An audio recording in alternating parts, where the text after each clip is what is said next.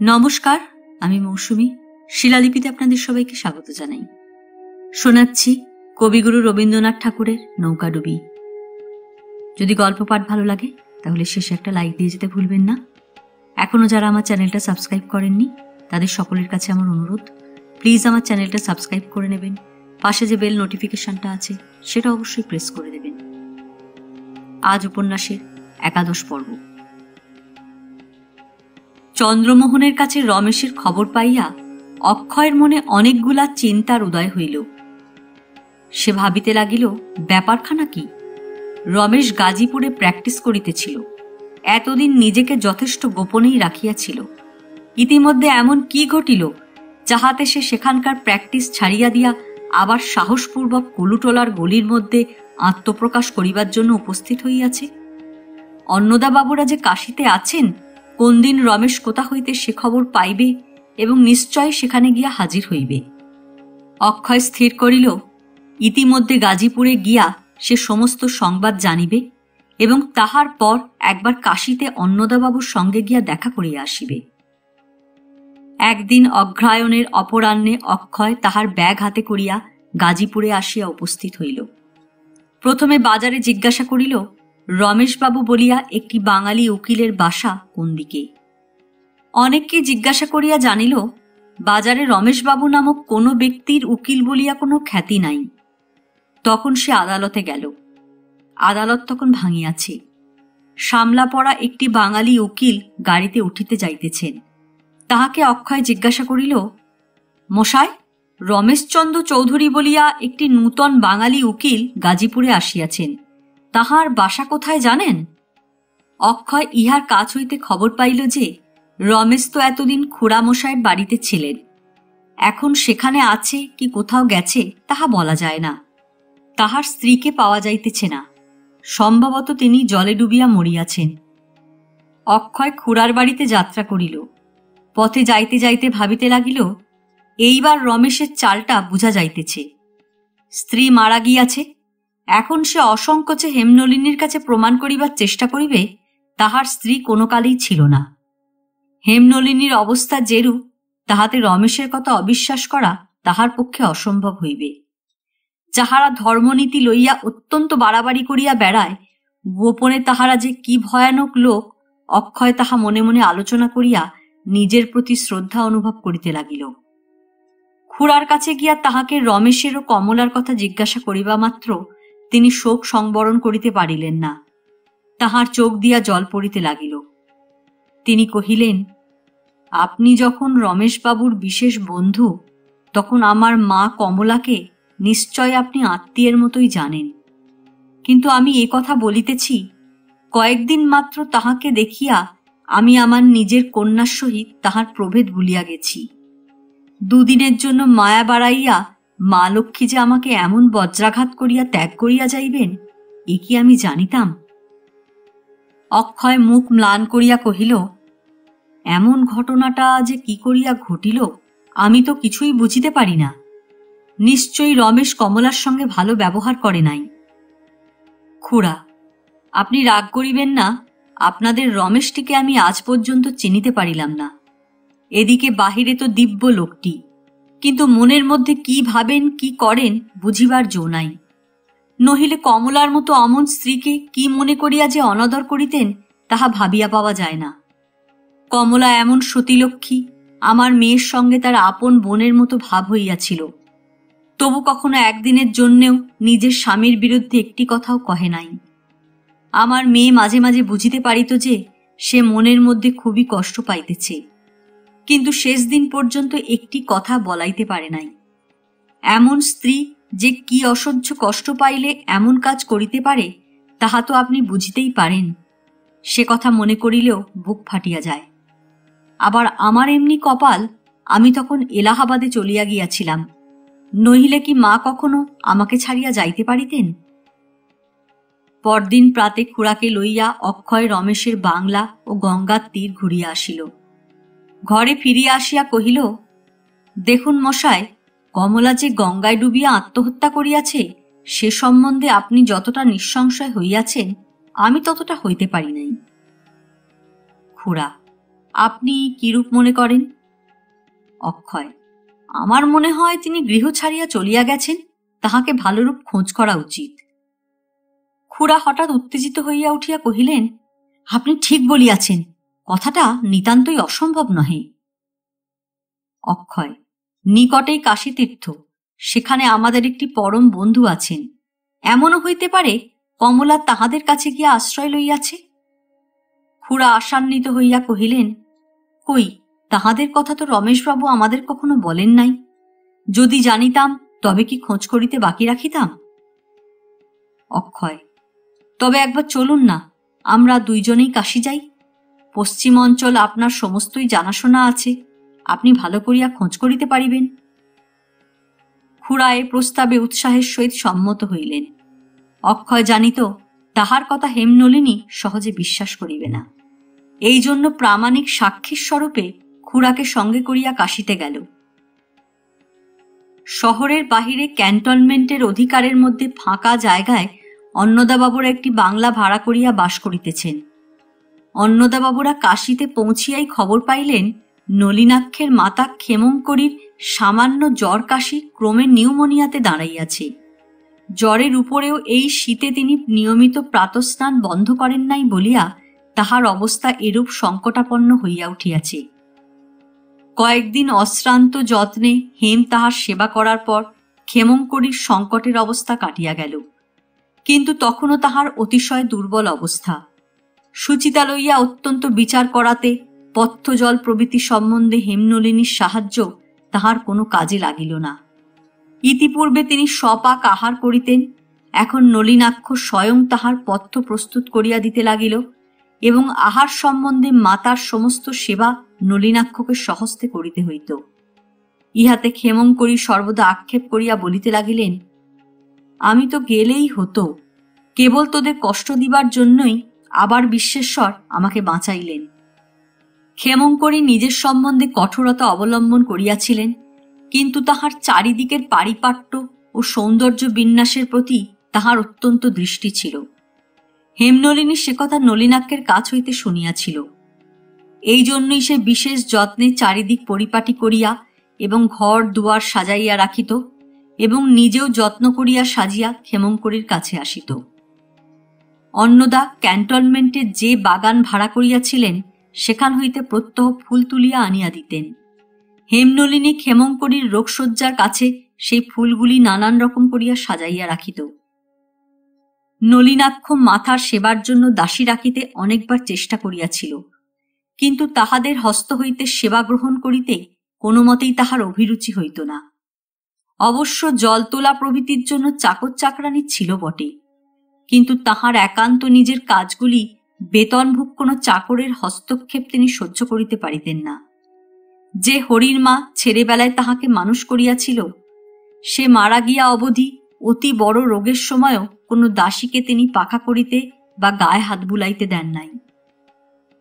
সুন্দর ছেলে, সুন্দর মুখ তিনি বড় ভালোবাসিতেন। দশাশ্বমেধ ঘাটে প্রাতঃস্নান সারিয়া পথে প্রত্যেক শিবলিঙ্গে ফুল ও গঙ্গাজল দিয়া বাড়ি ফিরিবার সময় একদিন কোথা হইতে একটি সুন্দর খোট্টার ছেলেকে অথবা কোনো ফুটফুটে হিন্দুস্তানি ব্রাহ্মণ কন্যাকে বাড়িতে আনিয়া উপস্থিত করিতেন। পাড়ার দুটি একটি সুন্দর ছেলেকে তিনি খেলনা দিয়া, পয়সা দিয়া, খাবার দিয়া বশ করিয়াছিলেন। তাহারা যখন তখন তাহার বাড়ির যেখান সেখানে উপদ্রব করিয়া খেলিয়া বেড়াইত। ইহাতে তিনি বড় আনন্দ পাইতেন। তাহার আর একটি বাতিক ছিল, ছোটখাটো কোনো একটি সুন্দর জিনিস দেখিলেই তিনি না কিনিয়া থাকিতে পারিতেন না। এ সমস্ত তাহার নিজের কোনো কাজেই লাগিত না। তিনি কোন জিনিসটি কে পাইলে খুশি হইবে তাহা মনে করিয়া উপহার পাঠাইতে তাহার বিশেষ আনন্দ ছিল। অনেক সময় তাহার দূর আত্মীয় পরিচিতেরাও এইরূপ একটা কোনো জিনিস ডাকযোগে পাইয়া আশ্চর্য হইয়া যাইত। তাহার একটি বড় আবলুস কাঠের কালো সিন্দুকের মধ্যে এইরূপ অনাবশ্যক সুন্দর শৌখিন জিনিসপত্র, রেশমের কাপড় চোপড় অনেক সঞ্চিত ছিল। তিনি মনে মনে ঠিক করিয়া রাখিয়াছিলেন, নলিনের বউ যখন আসিবে তখন এগুলি সমস্ত তাহারই হইবে। নলিনের একটি পরমা সুন্দরী বালিকা বধূ তিনি মনে মনে কল্পনা করিয়া রাখিয়াছিলেন। সে তাহার ঘর উজ্জ্বল করিয়া খেলিয়া বেড়াইতেছে, তাহাকে তিনি সাজাইতেছেন, পড়াইতেছেন, এই সুখ চিন্তায় তাহার অনেক দিনের অনেক অবসর কাটিয়াছে। তিনি নিজে তপস্বিনীর মতো ছিলেন। স্নানান্নিক পূজায় প্রায় দিন কাটিয়া গেলে একবেলা ফল দুধ মিষ্ট খাইয়া থাকিতেন। কিন্তু নিয়ম সংযমে নলিনাক্ষের এতটা নিষ্ঠা তাহার ঠিক মনের মধ্যে ভালো লাগিত না। তিনি বলিতেন, পুরুষ মানুষের আবার অত আচার বিচারের বাড়াবাড়ি কেন? পুরুষ মানুষ দিগকে তিনি বৃহৎ বালকদের মতো মনে করিতেন। খাওয়া দাওয়া চালচলনে উহাদের পরিমাণবোধ ও কর্তব্যবোধ না থাকিলে সেটা যেন তিনি সস্নেহ প্রশ্রয় বুদ্ধির সহিত সঙ্গত মনে করিতেন। ক্ষমার সহিত বলিতেন, পুরুষ মানুষ কঠোরতা করিতে পারিবে কেন? অবশ্য ধর্ম সকলকেই রক্ষা করিতে হইবে, কিন্তু আচার পুরুষ মানুষের জন্য নহে। ইহাই তিনি মনে মনে ঠিক করিয়াছিলেন। নলিনাক্ষ যদি অন্যান্য সাধারণ পুরুষের মতো কিঞ্চিত পরিমাণে অবিবেচক ও স্বেচ্ছাচারী হইত, সতর্কতার মধ্যে কেবলমাত্র তাহার পূজার ঘরে প্রবেশ এবং অসময় তাহাকে স্পর্শ করাটুকু বাঁচাইয়া চলিত, তাহা হইলে তিনি খুশি হইতেন। ব্যাম হইতে যখন সারিয়া উঠিলেন ক্ষেমংকরী, দেখিলেন হেমনলিনী নলিনাক্ষের উপদেশ অনুসারে নানা প্রকার নিয়ম পালনে প্রবৃত্ত হইয়াছে। এমনকি বৃদ্ধ অন্নদাবাবু ও নলিনাক্ষের সকল কথা প্রবীণ গুরুবাক্যের মতো বিশেষ শ্রদ্ধা ও ভক্তির সহিত অবধান করিয়া শুনিতেন। ইহাতে ক্ষেমংকরীর অত্যন্ত কৌতুক বোধ হইল। তিনি একদিন হেমনলিনীকে ডাকিয়া হাসিয়া কহিলেন, মা, তোমরা দেখিতেছি নলিনকে আরো খেপাইয়া তুলিবে। ওর ও সমস্ত পাগলামির কথা তোমরা শোনো কেন? তোমরা সাজগোজ করিয়া হাসিয়া খেলিয়া আমোদ আহ্লাদে বেড়াইবে। তোমাদের কি এখন সাধন করিবার বয়স? যদি বলো তুমি কেন বরাবর এইসব লইয়া আছো, তার একটু কথা আছে। আমার বাপ মা বড় নিষ্ঠাবান ছিলেন। ছেলেবেলা হইতে আমরা ভাই বোনেরা এই সকল শিক্ষার মধ্যেই মানুষ হইয়া উঠিয়াছি। এ যদি আমরা ছাড়ি তো আমাদের দ্বিতীয় কোনো আশ্রয় থাকে না। কিন্তু তোমরা তো সেরকম নও। তোমাদের শিক্ষা দীক্ষা তো সমস্তই আমি জানি। তোমরা এ যা কিছু করিতেছ, এ কেবল জোর করিয়া করিতেছ। তাহাতে লাভ কি মা? যে যাহা পাইয়াছে সে তাহাই ভালো করিয়া রক্ষা করিয়া চলুক, আমি তো এই বলি। না না, ওসব কিছু নয়, ও সমস্ত ছাড়ো। তোমাদের আবার নিরামিষ খাওয়া কি? যোগ তপই বা কিসের? আর নলিনী বা এত বড় গুরু হইয়া উঠিল কবে? ও এ সকলের কি জানে? ও তো সেদিন পর্যন্ত যা খুশি করিয়া বেড়াইয়াছে। শাস্ত্রের কথা শুনিলে একেবারে মার মূর্তি ধরিত। আমাকেই খুশি করিবার জন্য এই সমস্ত আরম্ভ করিল। শেষকালে দেখিতেছি কোন দিন পুরা সন্ন্যাসী হইয়া বাহির হইবে। আমি ওকে বারবার করিয়া বলি, ছেলেবেলা হইতে তোর যা বিশ্বাস ছিল তুই তাই লইয়াই থাক, সে তো মন্দ কিছু নয়। আমি তাহাতে সন্তুষ্ট বই অসন্তুষ্ট হইব না। শুনিয়া নলিন হাসে। ওই ওর একটি স্বভাব, সকল কথাই চুপ করিয়া শুনিয়া যায়, গাল দিলেও উত্তর করে না। অপরাহ্নে 5টার পর হেমনলিনীর চুল বাঁধিয়া দিতে দিতে এই সমস্ত আলোচনা চলিত। হেমের খোঁপা বাঁধা ক্ষেমংকরীর পছন্দ হইত না। তিনি বলিতেন, তুমি বুঝি মনে করো মা আমি নিতান্তই সেকেলে, এখনকার কালের ফ্যাশন কিছুই জানি না। কিন্তু আমি যত রকম চুল বাঁধা জানি এত তোমরাও জানো না বাছা। একটি বেশ ভালো মেম পাইয়াছিলাম, সে আমাকে সেলাই শিখাইতে আসিত। সেই সঙ্গে কত রকম চুল বাঁধাও শিখিয়াছিলাম। সে চলিয়া গেলে আবার আমাকে স্নান করিয়া কাপড় ছাড়িতে হইত। কি করিব মা, সংস্কার, উহার ভালো মন্দ জানি না, না করিয়া থাকিতে পারি না। তোমাদের লইয়াও যে এত ছুঁই ছুঁই করি, কিছু মনে করিও না মা। ওটা মনের ঘৃণা নয়, ও কেবলই একটা অভ্যাস। নলিনদের বাড়িতে যখন অন্যরূপ মত হইল, হিন্দুয়ানি ঘুচিয়া গেল, তখন তো আমি অনেক সহ্য করিয়াছি, কোনো কথাই বলি নাই। আমি কেবল এই কথাই বলিয়াছি যে যাহা ভালো বোঝো করো। আমি মূর্খ মেয়ে মানুষ, এতকাল যাহা করিয়া আসিলাম তাহা ছাড়িতে পারিব না। বলিতে বলিতে ক্ষেমংকরী চোখের এক ফোঁটা জল তাড়াতাড়ি আঁচল দিয়া মুছিয়া ফেলিলেন। এমনি করিয়া হেমনলিনীর খোঁপা খুলিয়া ফেলিয়া তাহার সুদীর্ঘ কেশগুচ্ছ লইয়া প্রত্যহ নূতন নূতন রকম বিনানি করিতে ক্ষেমংকরীর ভারী ভালো লাগিত। এমনও হইয়াছে তিনি তাহার সে আবলুস কাঠের সিন্দুক হইতে নিজের পছন্দসই রঙের কাপড় বাহির করিয়া তাহাকে পড়াইয়া দিয়াছেন। মনের মতো করিয়া সাজাইতে তাহার বড় আনন্দ। প্রায় প্রতিদিন হেমনলিনী তাহার সেলাই আনিয়া ক্ষেমংকরীর কাছে দেখাইয়া লইয়া যাইত। ক্ষেমংকরী তাহাকে নূতন নূতন রকমের সেলাই সম্বন্ধে শিক্ষা দিতে আরম্ভ করিলেন। এ সমস্তই তাহার সন্ধ্যার সময়কার কাজ ছিল। বাংলা মাসিক পত্র এবং গল্পের বই পড়িতেও উৎসাহ অল্প ছিল না। হেমনলিনীর কাছে যাহা কিছু বই এবং কাগজ ছিল সমস্তই সে ক্ষেমংকরীর কাছে আনিয়া দিয়াছিল। কোনো কোনো প্রবন্ধ বই সম্বন্ধে ক্ষেমংকরীর আলোচনা শুনিয়া হেম আশ্চর্য হইয়া যাইত। ইংরাজি না শিখিয়া যে এমন বুদ্ধিবিচারের সহিত চিন্তা করা যায় হেমের তাহা ধারণাই ছিল না। নলিনাক্ষের মাতার কথাবার্তা এবং সংস্কার আচরণ সমস্তটা লইয়া হেমনলিনীর তাহাকে বড়ই আশ্চর্য স্ত্রীলোক বলিয়া বোধ হইল। সে যাহা মনে করিয়া আসিয়াছিল তাহা কিছুই নয়, সমস্তই অপ্রত্যাশিত। ক্ষেমংকরী পুনর্বার জ্বরে পড়িলেন। এবারকার জ্বর অল্পের উপর দিয়া কাটিয়া গেল। সকালবেলায় নলিনাক্ষ প্রণাম করিয়া তাহার পায়ের ধুলা লইবার সময় বলিল, মা, তোমাকে কিছুকাল রোগীর নিয়মে থাকিতে হইবে। দুর্বল শরীরের উপর কঠোরতা সহ্য হয় না। ক্ষেমংকরী কহিলেন, আমি রোগীর নিয়মে থাকিব, আর তুমি যোগীর নিয়মে থাকিবে? নলিন, তোমার ও সমস্ত আর বেশি দিন চলিবে না। আমি আদেশ করিতেছি, তোমাকে এবার বিবাহ করিতেই হইবে। নলিনাক্ষ চুপ করিয়া বসিয়া রহিল। ক্ষেমংকরী কহিলেন, দেখো বাছা, আমার এ শরীর আর গড়িবে না। এখন তোমাকে আমি সংসারী দেখিয়া যাইতে পারিলে মনের সুখে মরিতে পারিব। আগে মনে করিতাম একটি ছোট ফুটফুটে বউ আমার ঘরে আসিবে, আমি তাহাকে নিজের হাতে শিখাইয়া পড়াইয়া মানুষ করিয়া তুলিব, তাহাকে সাজাইয়া গুজাইয়া মনের সুখে থাকিব। কিন্তু এবার ব্যামোর সময় ভগবান আমাকে চৈতন্য দিয়াছেন। নিজের আয়ুর উপরে এতটা বিশ্বাস রাখা চলে না। আমি কবে আছি কবে নাই তার ঠিকানা কি? একটি ছোট মেয়েকে তোমার ঘাড়ের উপর ফেলিয়া গেলে সে আরো বেশি মুশকিল হইবে।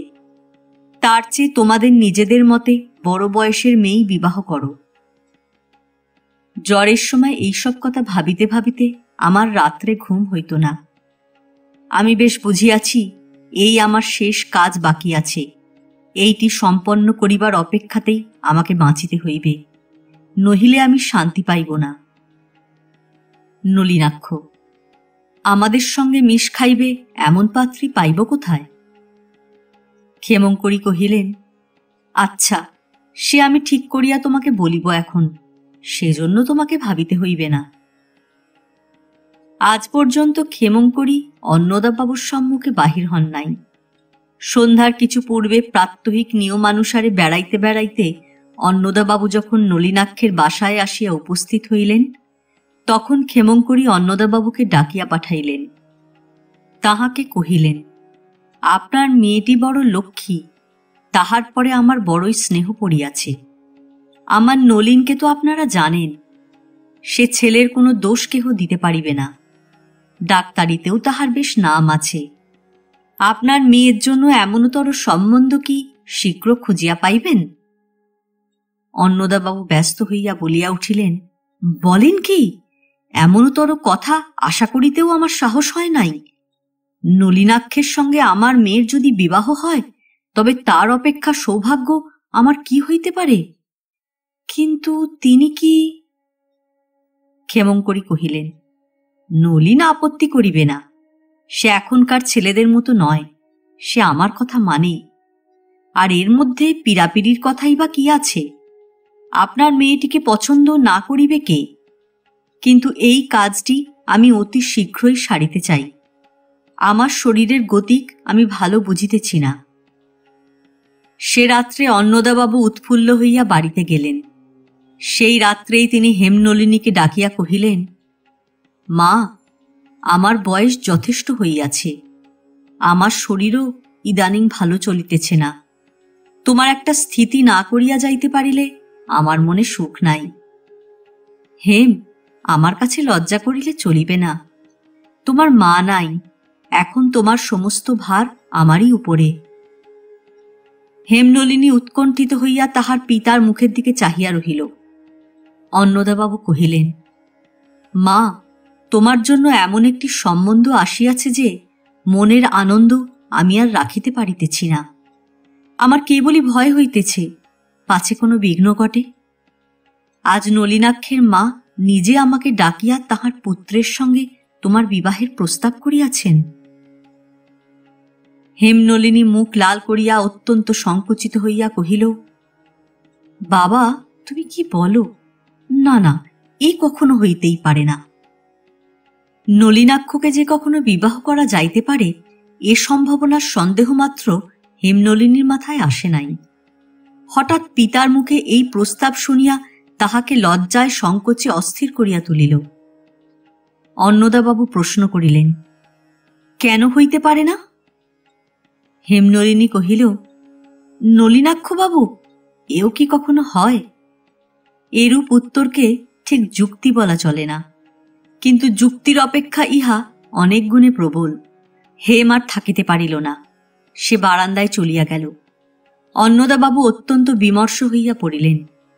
তিনি এরূপ বাধার কথা কল্পনাও করেন নাই, বরঞ্চ তাহার ধারণা ছিল নলিনাক্ষের সহিত বিবাহের প্রস্তাবে হেম মনে মনে খুশি হইবে। হতবুদ্ধি বৃদ্ধ বিষণ্ণ মুখে কেরোসিনের আলোর দিকে চাহিয়া স্ত্রী প্রকৃতির অচিন্তনীয় রহস্য ও হেমনলিনীর জননীর অভাব মনে মনে চিন্তা করিতে লাগিলেন। হেম অনেকক্ষণ বারান্দার অন্ধকারে বসিয়া রহিল। তাহার পরে ঘরের দিকে চাহিয়া তাহার পিতার নিতান্ত হতাশ মুখের ভাব চোখে পড়িতেই তাহার মনে বাজিল। তাড়াতাড়ি তাহার পিতার চৌকির পশ্চাতে দাঁড়াইয়া তাহার মাথায় অঙ্গুলি সঞ্চালন করিতে করিতে কহিল, বাবা, চলো, অনেকক্ষণ খাবার দিয়াছি, খাবার ঠান্ডা হইয়া গেল। অন্নদাবাবু যন্ত্রচালিতবৎ উঠিয়া খাবারের জায়গায় গেলেন, কিন্তু ভালো করিয়া খাইতেই পারিলেন না। হেমনলিনীর সম্বন্ধে সমস্ত দুর্যোগ কাটিয়া গেল মনে করিয়া তিনি বড়ই আশান্বিত হইয়া উঠিয়াছিলেন, কিন্তু হেমনলিনীর দিক হইতেই যে এত বড় ব্যাঘাত আসিল ইহাতে তিনি অত্যন্ত দমিয়া গেছেন। আবার তিনি ব্যাকুল দীর্ঘ নিঃশ্বাস ফেলিয়া মনে ভাবিলেন, হেম তবে এখনো রমেশকে ভুলিতে পারে নাই। অন্যদিন আহারের পরেই অন্নদাবাবু শুইতে যাইতেন। আজ বারান্দায় ক্যাম্বিসের কেদারার উপরে বসিয়া বাড়ির বাগানের সম্মুখবর্তী ক্যান্টনমেন্টের নির্জন রাস্তার দিকে চাহিয়া ভাবিতে লাগিলেন। হেমনলিনী আসিয়া স্নিগ্ধভাবে কহিল, বাবা, এখানে বড় ঠান্ডা, শুইতে চলো। অন্নদা কহিলেন, তুমি শুইতে যাও, আমি একটু পরেই যাইতেছি। হেমনলিনী চুপ করিয়া তাহার পাশে দাঁড়াইয়া রহিল। আবার খানিক বাদেই কহিল, বাবা, তোমার ঠান্ডা লাগিতেছে, না হয় বসিবার ঘরেই চলো। তখন অন্নদাবাবু চৌকি ছাড়িয়া উঠিয়া কিছু না বলিয়া শুইতে গেলেন।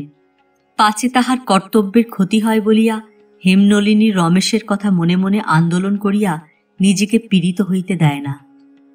এজন্য এ পর্যন্ত সে নিজের সঙ্গে অনেক লড়াই করিয়া আসিতেছে, কিন্তু বাহির হইতে যখন টান পড়ে তখন ক্ষতস্থানের সমস্ত বেদনা জাগিয়া উঠে। হেমনলিনীর ভবিষ্যৎ জীবনটা যে কিভাবে চলিবে তাহা এ পর্যন্ত সে পরিষ্কার করিয়া কিছুই ভাবিতে পাইতেছিল না। এই কারণেই একটা সুদৃঢ় কোনো অবলম্বন খুঁজিয়া অবশেষে নলিনাক্ষকে গুরু মানিয়া তাহার উপদেশ অনুসারে চলিতে প্রস্তুত হইয়াছিল। কিন্তু যখনই বিবাহের প্রস্তাবে তাহাকে তাহার হৃদয়ের গভীরতম দেশের আশ্রয়সূত্র হইতে টানিয়া আনিতে চাহে, তখনই সে বুঝিতে পারে সে বন্ধন কি কঠিন। তাহাকে কেহ ছিন্ন করিতে আসিলেই হেমনলিনীর সমস্ত মন ব্যাকুল হইয়া সেই বন্ধনকে দ্বিগুণ বলে আঁকড়াইয়া ধরিতে চেষ্টা করে। এদিকে ক্ষেমঙ্করী নলিনাক্ষকে ডাকিয়া কহিলেন, আমি তোমার পাত্রী ঠিক করিয়াছি। নলিনাক্ষ একটু হাসিয়া কহিল, একেবারে ঠিক করিয়া ফেলিয়াছ? ক্ষেমঙ্করী, তা নয় তো কি, আমি কি চিরকাল বাঁচিয়া থাকিব? তা শোনো, আমি হেমনলিনীকেই পছন্দ করিয়াছি। অমন মেয়ে আর পাইব না। রংটা তেমন ফর্সা নয় বটে, কিন্তু। নলিনাক্ষ, দোহাই মা, আমি রং ফর্সার কথা ভাবিতেছি না, কিন্তু হেমনলিনীর সঙ্গে কেমন করিয়া হইবে সে কি কখনো হয়? ক্ষেমংকরী: ও আবার কি কথা, না হইবার তো কোনো কারণ দেখি না। নলিনাক্ষের পক্ষে ইহার জবাব দেওয়া বড় মুশকিল। কিন্তু হেমনলিনী এতদিন যাহাকে কাছে লইয়া অসংকোচে গুরুর মতো উপদেশ দিয়ে আসিয়াছে, হঠাৎ তাহার সঙ্গে বিবাহের প্রস্তাবে নলিনাক্ষকে যেন লজ্জা আঘাত করিল। নলিনাক্ষকে চুপ করিয়া থাকিতে দেখিয়া ক্ষেমংকরী কহিলেন, এবারে আমি তোমার কোনো আপত্তি শুনিব না। আমার জন্য তুমি যে এই বয়সে সমস্ত ছাড়িয়া দিয়া কাশিবাসী হইয়া তপস্যা করিতে থাকিবে, সে আমি আর কিছুতেই সহ্য করিব না। এইবারে যেদিন শুভদিন আসিবে সেদিন ফাঁক যাইবে না, এ আমি বলিয়া রাখিতেছি। নলিনাক্ষ কিছুক্ষণ স্তব্ধ থাকিয়া কহিল, তবে একটা কথা তোমাকে বলি মা, কিন্তু আগে হইতে বলিয়া রাখিতেছি, তুমি অস্থির হইয়া পড়িও না। যে ঘটনার কথা বলিতেছি সে আজ ৯-১০ মাস হইয়া গেল। এখন তাহা লইয়া উতলা হইবার কোনো প্রয়োজন নাই। কিন্তু তোমার যেরকম স্বভাব মা, একটা অমঙ্গল কাটিয়া গেলেও তাহার ভয় তোমাকে কিছুতেই ছাড়িতে চায় না। এই জন্যেই কতদিন তোমাকে বলিব বলিব করিয়াও বলিতে পারি নাই। আমার গ্রহ শান্তির জন্য যত খুশি সত্যায়ন করাইতে চাও করাইও, কিন্তু অনাবশ্যক মনকে পীড়িত করিও না। ক্ষেমংকরী উদ্বিগ্ন হইয়া কহিলেন, কি জানি বাছা, কি বলিবে, কিন্তু তোমার ভূমিকা শুনিয়া আমার মন আরো অস্থির হয়। যতদিন পৃথিবীতে আছি নিজেকে অত করিয়া ঢাকিয়া রাখা চলে না।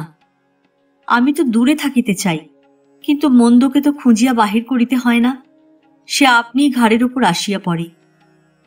তা ভালো হোক মন্দ হোক, তোমার কথাটা শুনি। নলিনাক্ষ কহিল, এই মাঘ মাসে আমি রংপুরে আমার সমস্ত জিনিসপত্র বিক্রি করিয়া আমার বাগান বাড়িটা ভাড়ার বন্দোবস্ত করিয়া ফিরিয়া আসিতেছিলাম। সাঁড়ায় আসিয়া আমার কি বাতিক গেল, মনে করিলাম রেলে না চড়িয়া নৌকা করিয়া কলিকাতা পর্যন্ত আসিব। সাঁড়ায় একখানা বড় দেশি নৌকা ভাড়া করিয়া যাত্রা করিলাম। 2 দিনের পথ আসিয়া একটা চরের কাছে নৌকা বাঁধিয়া স্নান করিতেছি, এমন সময় হঠাৎ দেখি আমাদের ভূপেন এক বন্দুক হাতে করিয়া উপস্থিত। আমাকে দেখিয়াই তো সে লাফাইয়া উঠিল, কহিল, শিকার খুঁজিতে আসিয়া খুব বড় শিকারটাই মিলিয়াছে। সে ওই দিকেই কোথায় ডেপুটি ম্যাজিস্ট্রেটই করিতেছিল, তাঁবুতে মফস্বল ভ্রমণে বাহির হইয়াছে। অনেকদিন পরে দেখা, আমাকে তো কোনো মতেই ছাড়িবে না, সঙ্গে সঙ্গে ঘুরাইয়া বেড়াইতে লাগিল। ধোবাপুকুর বলিয়া একটা জায়গায় একদিন তাহার তাঁবু পড়িল। বৈকালে আমরা গ্রামে বেড়াইতে বাহির হইয়াছি। নিতান্তই গণ্ড গ্রাম। একটি বৃহৎ ক্ষেতের ধারে একটা প্রাচীর দেওয়া চালাঘরের মধ্যে ঢুকিয়া পড়িলাম। ঘরের কর্তা উঠানে আমাদের বসিবার জন্য 2টি মোড়া আনিয়া দিলেন। তখন দাওয়ার উপরে স্কুল চলিতেছে। প্রাইমারি স্কুলের পণ্ডিত একটা কাঠের চৌকিতে বসিয়া ঘরের একটা খুঁটির গায়ে 2 পা তুলিয়া দিয়াছে। নিচে মাটিতে বসিয়া স্লেট হাতে ছেলেরা মহা কোলাহল করিতে করিতে বিদ্যালাভ করিতেছে। বাড়ির কর্তাটির নাম তারিণী চাটুর্যে। ভূপেনের কাছে তিনি তন্ন তন্ন করিয়া আমার পরিচয় লইলেন। তাঁবুতে ফিরিয়া আসিতে আসিতে ভূপেন কহিল, ওহে, তোমার কপাল ভালো, তোমার একটা বিবাহের সম্বন্ধ আসিতেছে। আমি বলিলাম, সে কি রকম? ভূপেন কহিল, ওই তারিণী চাটুর্যে লোকটি মহাজনী করে, এত বড় কৃপণ জগতে নাই। ওই যে স্কুলটি বাড়িতে স্থান দিয়াছে, সেজন্য নূতন ম্যাজিস্ট্রেট আসিলেই নিজের লোক হিতৈষিতা লইয়া বিশেষ আড়ম্বর করে, কিন্তু স্কুলের পণ্ডিতটাকে কেবলমাত্র বাড়িতে খাইতে দিয়া রাত 10টা পর্যন্ত সুদের হিসাব কষাইয়া লয়। মাইনেটা গভর্নমেন্টের সাহায্যে এবং স্কুলের বেতন হইতে উঠিয়া যায়। উহার একটি বোনের স্বামী বিয়োগ হইলে পর সে বেচারা কোথাও আশ্রয় না পাইয়া ইহারই কাছে আসে। সে তখন গর্ভিণী ছিল। এখানে আসিয়া একটি কন্যা প্রসব করিয়া নিতান্ত অচিকিৎসাতেই সে মারা যায়। আর একটি বিধবা বোন ঘরকন্যার সমস্ত কাজ করিয়া ঝি রাখিবার খরচ বাঁচাইত। সে এই মেয়েটিকে মায়ের মতো মানুষ করে। মেয়েটি কিছু বড় হইতেই তাহারও মৃত্যু হইল। সেই অবধি মামা ও মামির দাসত্ব করিয়া অহরহ ভৎসনা সহিয়া মেয়েটি বাড়িয়া উঠিতেছে। বিবাহের বয়স যথেষ্ট হইয়াছে, কিন্তু এমন অনাথার পাত্র জুটিবে কোথায়? বিশেষত উহার মা বাপকে এখানকার কেহ জানিত না। পিতৃহীন অবস্থায় উহার জন্ম, ইহা লইয়া পাড়ার ঘোঁটকর্তারা যথেষ্ট সংশয় প্রকাশ করিয়া থাকেন। তারিণী চাটুর্যের অগাধ টাকা আছে সকলেই জানে। লোকের ইচ্ছা এই মেয়ের বিবাহ উপলক্ষে কন্যা সম্বন্ধে খোঁটা দিয়া উহাকে বেশ একটু দহন করিয়া লয়। ও তো আর 4 বছর ধরিয়া মেয়েটির বয়স 10 বলিয়া পরিচয় দিয়া আসিতেছে। অতএব হিসাব মতো তার বয়স এখন 14 হইবে। কিন্তু যাই বলো, মেয়েটি নামেও কমলা, সকল বিষয় একেবারে লক্ষ্মীর প্রতিমা। এমন সুন্দর মেয়ে আমি তো দেখি নাই। এ গ্রামে বিদেশীদের কোনো ব্রাহ্মণ যুবক উপস্থিত হইলেই তারিণী তাহাকে বিবাহের জন্য হাতে পায়ে ধরে। যদি বা কেহ রাজি হয়, গ্রামের লোকে ভাঙচি দিয়া তাড়ায়। অতএব এবারে নিশ্চয় তোমার পালা। জানো তো মা, আমার মনের অবস্থাটা তখন একরকম মরিয়া গোছের ছিল। আমি কিছু চিন্তা না করিয়াই বলিলাম, এ মেয়েটিকেই আমি বিবাহ করিব। ইহার পূর্বে আমি স্থির করিয়াছিলাম, একটি হিন্দুগড়ের মেয়ে বিবাহ করিয়া আনিয়া আমি তোমাকে চমৎকৃত করিয়া দিব।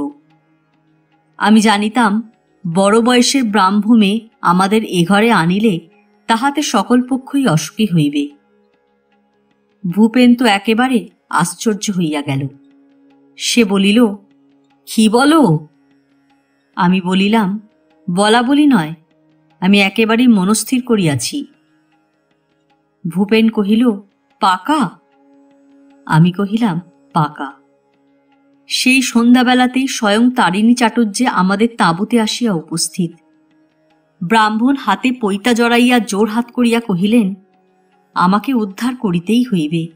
মেয়েটিকে সচক্ষে দেখুন, যদি পছন্দ না হয় তো অন্য কথা, কিন্তু শত্রুপক্ষের কথা শুনিবেন না। আমি বলিলাম, দেখিবার দরকার নাই, দিন স্থির করুন। তারিণী কহিলেন, পরশু দিন ভালো আছে, পরশুই হইয়া যাক। তাড়াতাড়ি দোহাই দিয়া বিবাহে যথাসাধ্য খরচ বাঁচাইবার ইচ্ছা তাহার ছিল। বিবাহ তো হইয়া গেল। ক্ষেমংকরী চমকিয়া উঠিয়া কহিলেন, বিবাহ হইয়া গেল? বলো কি নলিন? নলিনাক্ষ, হ্যাঁ, হইয়া গেল। বধূ লইয়া নৌকাতে উঠিলাম।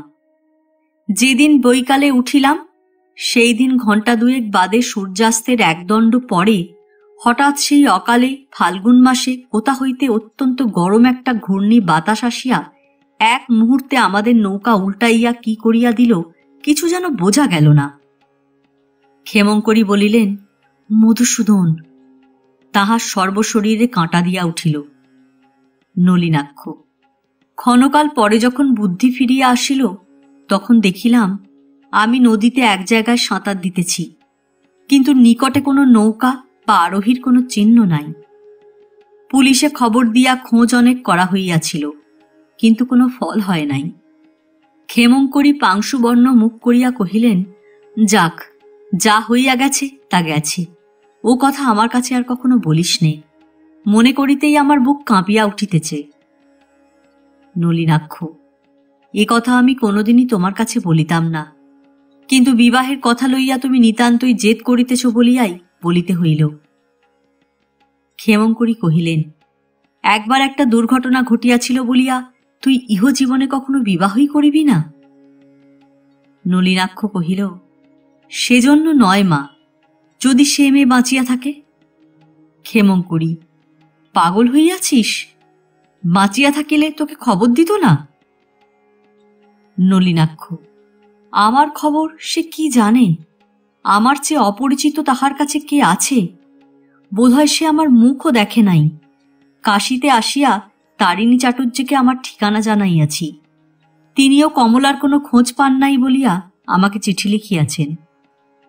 ক্ষেমংকরী, তবে আবার কি?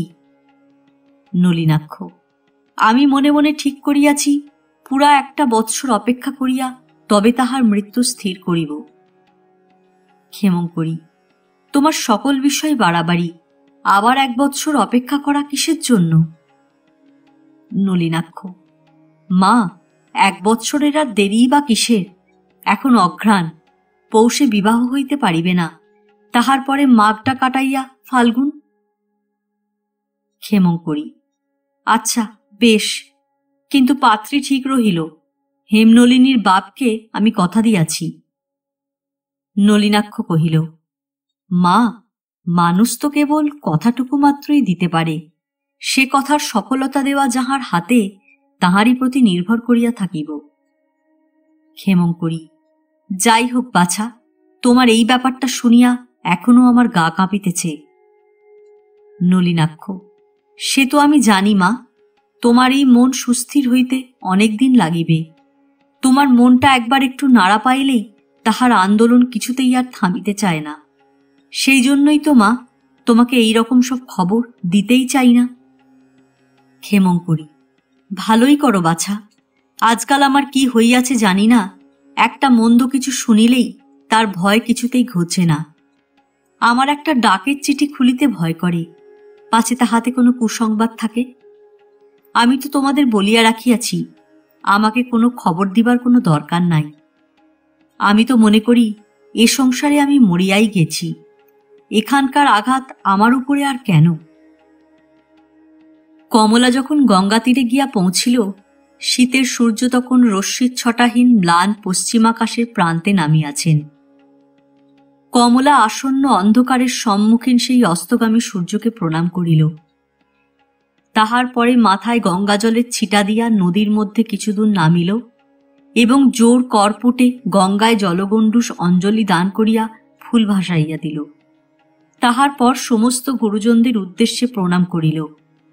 প্রণাম করিয়া মাথা তুলিতেই আর একটি প্রণম্য ব্যক্তির কথা সে মনে করিল। কোনোদিন মুখ তুলিয়া তাহার মুখের দিকে সে চাহে নাই। যখন একদিন রাত্রে সে তাহার পাশে বসিয়াছিল, তখন তাহার পায়ের দিকেও তাহার চোখ পড়ে নাই। বাসর ঘরে অন্য মেয়েদের সঙ্গে তিনি যে 2-4টি কথা কহিয়াছিলেন, তাহাও সে যেন ঘোমটার মধ্য দিয়া, লজ্জার মধ্য দিয়া তেমন সুস্পষ্ট করিয়া শুনিতে পায় নাই। তাহার সেই কণ্ঠস্বর স্মরণে আনিবার জন্য আজ এই জলের ধারে দাঁড়াইয়া সে একান্ত মনে চেষ্টা করিল, কিন্তু কোনো মতেই মনে আসিল না। অনেক রাত্রে তাহার বিবাহের লগ্ন ছিল। নিতান্ত শ্রান্ত শরীরে সে যে কখন ঘুমাইয়া পড়িয়াছিল তাহাও মনে নাই। সকালে জাগিয়া দেখিল, তাহাদের প্রতিবেশীর বাড়ির একটি বধূ তাহাকে ঠেলিয়া জাগাইয়া খিলখিল করিয়া হাসিতেছে। বিছানায় আর কেহই নাই। জীবনের এই শেষ মুহূর্তে জীবনেশ্বরকে স্মরণ করিবার সম্বল তাহার কিছুমাত্র নাই। সেদিকে একেবারে অন্ধকার। কোনো মূর্তি নাই, কোনো বাক্য নাই, কোনো চিহ্ন নাই। যে লাল চেলিটির সঙ্গে তাহার চাদরের গ্রন্থি বাঁধা হইয়াছিল, তারিণীচরণের প্রদত্ত সেই নিতান্ত অল্প দামের চেলির মূল্য তো কমলা জানিত না। সে চেলিখানিও সে যত্ন করিয়া রাখে নাই।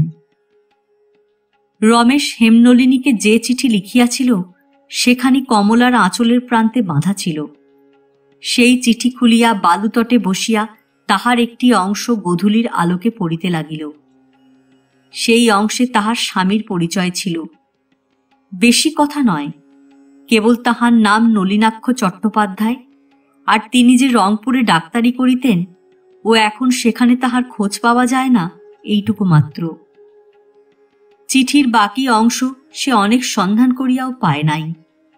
নলিনাক্ষ, এই নামটি তাহার মনের মধ্যে সুধাবর্ষণ করিতে লাগিল। এই নামটি তাহার সমস্ত বুকের ভিতরটা যেন ভরিয়া তুলিল। এই নামটি যেন এক বস্তুহীন দেহ লইয়া তাহাকে আবিষ্ট করিয়া ধরিল। তাহার চোখ দিয়া অবিশ্রাম ধারা বাহিয়া জল পড়িয়া তাহার হৃদয়কে স্নিগ্ধ করিয়া দিল। মনে হইল তাহার অসহ্য দুঃখ দাহ যেন জুড়াইয়া গেল। কমলার অন্তঃকরণ বলিতে লাগিল, এ তো শূন্যতা নয়, এ তো অন্ধকার নয়। আমি দেখিতেছি সে যে আছে, সে আমারই আছে।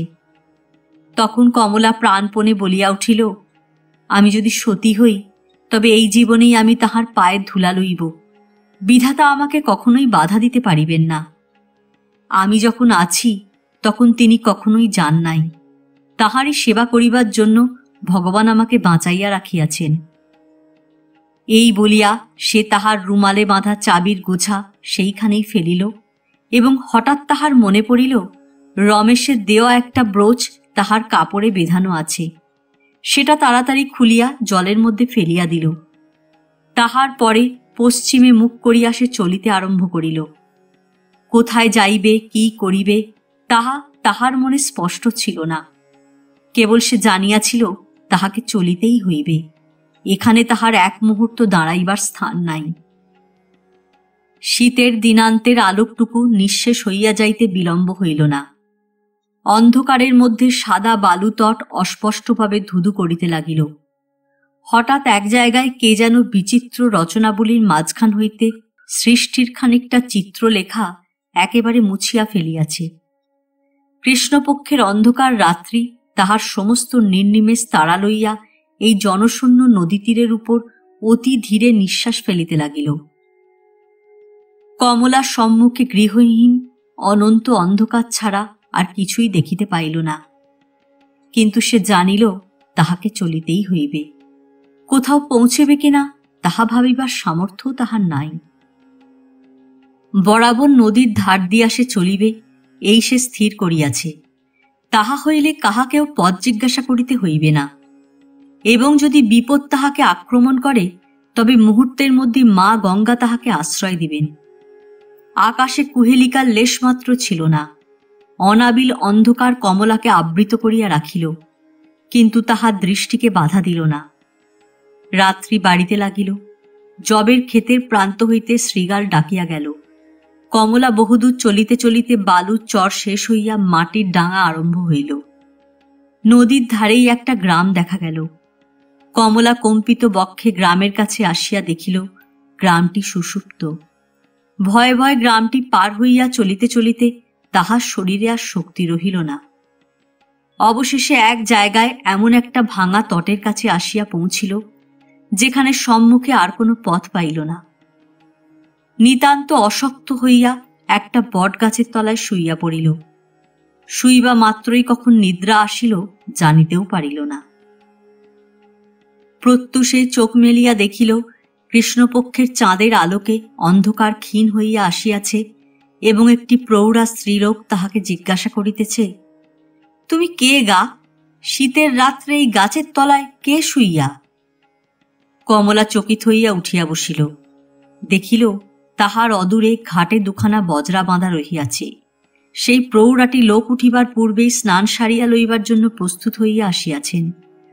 প্রৌঢ়া কহিলেন, হ্যাঁ গা, তোমাকে যে বাঙালির মতো দেখিতেছি। কমলা কহিল, আমি বাঙালি। প্রৌঢ়া, এখানে পড়িয়া আছো যে? কমলা, আমি কাশীতে যাইব বলিয়া বাহির হইয়াছি। রাত অনেক হইল, ঘুম আসিল, এইখানেই শুইয়া পড়িলাম। প্রৌঢ়া, ও মা, সে কি কথা? হাঁটিয়া কাশী যাইতেছ? আচ্ছা চলো, ওই বজরায় চলো, আমি স্নান সারিয়া আসিতেছি। স্নানের পর এই স্ত্রীলোকটির সহিত কমলার পরিচয় হইল।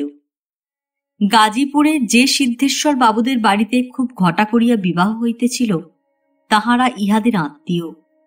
এই প্রৌঢ়াটির নাম নবীনকালী এবং ইহার স্বামীর নাম মুকুন্দলাল দত্ত। কিছুকাল কাশীতেই বাস করিতেছেন। ইহারা আত্মীয়ের বাড়ি নিমন্ত্রণ উপেক্ষা করিতে পারেন নাই, অথচ পাছে তাহাদের বাড়িতে থাকিতে বা খাইতে হয় এজন্য বোটে করিয়া গিয়াছিলেন। বিবাহ বাড়ির কর্ত্রী ক্ষোভ প্রকাশ করাতে নবীনকালী বলিয়াছিলেন, জানোই তো ভাই, কর্তার শরীর ভালো নয়, আর ছেলেবেলা হইতে উহাদের অভ্যাসই এই রকম। বাড়িতে গরু রাখিয়া দুধ হইতে মাখন তুলিয়া সেই মাখন মারা ঘিয়ে উহার লুচি তৈরি হয়। আবার সে গরুকে যা তা খাওয়ালে চলিবে না, ইত্যাদি ইত্যাদি। নবীনকালী জিজ্ঞাসা করিলেন, তোমার নাম কি? কমলা কহিল, আমার নাম কমলা। নবীনকালী, তোমার হাতে লোহা দেখিতেছি, স্বামী আছে বুঝি? কমলা কহিল, বিবাহের পরদিন হইতেই স্বামী নিরুদ্দেশ হইয়া গেছেন। নবীনকালী, ও মা, সে কি কথা? তোমার বয়স তো বড় বেশি বোধ হয় না। তাহাকে আপাদমস্তক নিরীক্ষণ করিয়া কহিলেন, 15 বেশি হইবে না। কমলা কহিল, বয়স ঠিক জানি না, বোধহয় 15ই হইবে। নবীনকালী: তুমি ব্রাহ্মণের মেয়ে বটে? কমলা কহিল, হ্যাঁ। নবীনকালী কহিলেন, তোমাদের বাড়ি কোথায়? কমলা: কখনো শ্বশুর বাড়ি যাই নাই, আমার বাপের বাড়ি বিশুখালী। কমলার পিত্রালয় বিশুখালীতেই ছিল, তাহা সে জানিত। নবীনকালী: তোমার বাপ মা? কমলা: আমার বাপ মা কেহই নাই। নবীনকালী: হরি বলো, তবে তুমি কি করিবে? কমলা: কাশীতে যদি কোনো ভদ্র গৃহস্থ আমাকে বাড়িতে রাখিয়া দুবেলা দুটি খাইতে দেন, তবে আমি কাজ করিব, আমি রাঁধিতে পারি। নবীনকালী বিনা বেতনে পাচিকা ব্রাহ্মণী লাভ করিয়া মনে মনে ভারী খুশি হইলেন। কহিলেন, আমাদের তো দরকার নাই, বামুন চাকর সমস্তই আমাদের সঙ্গে আছে। আমাদের আবার যেসে বামুনে হইবার জো নাই। কর্তার খাবারের একটু এদিক ওদিক হইলে আর কি রক্ষা আছে? বামুনকে মাইনে দিতে হয় 14 টাকা, তার উপরের ভাত কাপড় আছে। তা হোক, ব্রাহ্মণের মেয়ে তুমি বিপদে পড়িয়াছ, তা চলো, আমাদের ওখানেই চলো। কত লোক খাচ্ছে দাচ্ছে, কত ফেলা ছড়া যায়, আর একজন বাড়িলে কেহ জানিতেও পারিবে না। আমাদের কাজও তেমন বেশি নয়, এখানে কেবল কর্তা আর আমি আছি। মেয়েগুলির সব বিবাহ দিয়াছি, তাহারা বেশ বড় ঘরেই পড়িয়াছে। আমার একটি মাত্র ছেলে, সে হাকিম, এখন সিরাজগঞ্জে আছে। লাট সাহেবের ওখান হইতে 2 মাস অন্তর তাহার নামে চিঠি আসে। আমি কর্তাকে বলি, আমাদের নোটর তো অভাব কিছু নাই, কেন তাহার এই গেরো? এত বড় হাকিমি সকলের ভাগ্যে জোটে না, তা জানি, কিন্তু বাছাকে তবু তো বিদেশে পড়িয়া থাকিতে হয়, কেন, দরকার কি? কর্তা বলেন, ওগো, সেজন্য নয়, সেজন্য নয়, তুমি মেয়ে মানুষ, বোঝো না। আমি কি রোজগারের জন্য নোটকে চাকরিতে দিয়াছি? আমার অভাব কিসে? তবে কিনা হাতে একটা কাজ থাকা চাই, নহিলে অল্প বয়স, কি জানি কখন কি মতি হয়। পালে বাতাসের জোর ছিল, কাশী পৌঁছিতে দীর্ঘকাল লাগিল না। শহরের ঠিক বাহিরেই অল্প একটু বাগানওয়ালা একটা দোতলা বাড়িতে সকলে গিয়া উঠিলেন। সেখানে 14 টাকা বেতনের বামুনের সন্ধান পাওয়া গেল না। একটা উড়ে বামুন ছিল। অনতিকাল পরেই নবীনকালী তাহার উপরে একদিন হঠাৎ অত্যন্ত আগুন হইয়া উঠিয়া বিনা বেতনে তাহাকে বিদায় করিয়া দিলেন। ইতিমধ্যে 14 টাকা বেতনের অতি দুর্লভ দ্বিতীয় একটি পাচক জুটিবার অবকাশে কমলাকেই সমস্ত রাঁধাবাড়ার ভার লইতে হইল। নবীনকালী কমলাকে বারবার সতর্ক করিয়া কহিলেন, দেখো বাচ্চা, কাশী শহর ভালো জায়গা নয়, তোমার অল্প বয়স, বাড়ির বাহির হইও না। গঙ্গা স্নান, বিশ্বেশ্বর দর্শনে আমি যখন যাইব, তোমাকে সঙ্গে করিয়া লইব। কমলা পাছে দৈবাত হাতছাড়া হইয়া যায়, নবীনকালী এজন্য তাহাকে অত্যন্ত সাবধানে রাখিলেন। বাঙালি মেয়েদের সঙ্গেও তাহাকে বড় একটা আলাপের অবসর দিতেন না। দিনের বেলা তো কাজের অভাব ছিল না। সন্ধ্যার পরে একবার কিছুক্ষণ নবীনকালী তাহার যে ঐশ্বর্য, যে গহনাপত্র, যে সোনারূপার বাসন, যে মখমল কিংখাবের গৃহসজ্জা চোরের ভয়ে কাশীতে আনিতে পারেন নাই, তাহারই আলোচনা করিতেন। কাঁসার তালায় খাওয়া তো কর্তার কোনো কালের অভ্যাস নাই, তাই প্রথম প্রথম এ লইয়া তিনি অনেক বকাবকি করিতেন। তিনি বলিতেন, না হয় 2-4 খানা চুরি যায় সেও ভালো, আবার গড়াইতে কতক্ষণ, কিন্তু টাকা আছে বলিয়াই যে লোকসান করিতে হইবে, সে আমি কোনো মতে সহ্য করিতে পারি না। তার চেয়ে বরঞ্চ কিছুকাল কষ্ট করিয়া থাকাটাও ভালো। এই দেখো না, দেশে আমাদের মস্ত বাড়ি, সেখানে লোক লস্কর যতই থাক আসে যায় না, তাই বলিয়া কি এখানে 7 গন্ডা চাকর আনা চলে? কর্তা বলেন, কাছাকাছি না হয় আরো একটা বাড়ি ভাড়া করা যাইবে। আমি বলিলাম, না, সে আমি পারিব না। কোথায় এখানে একটু আরাম করিব, না কতগুলো লোকজন বাড়িঘর লইয়া দিনরাত্রি ভাবনায় অন্ত থাকিবে না, ইত্যাদি। আজ এ পর্যন্তই। উপন্যাসের 12 পর্ব নিয়ে অন্যদিন আসব। গল্প পাঠ ভালো লাগলে লাইক, শেয়ার, কমেন্টস করতে ভুলবেন না। আজকের মতো নমস্কার।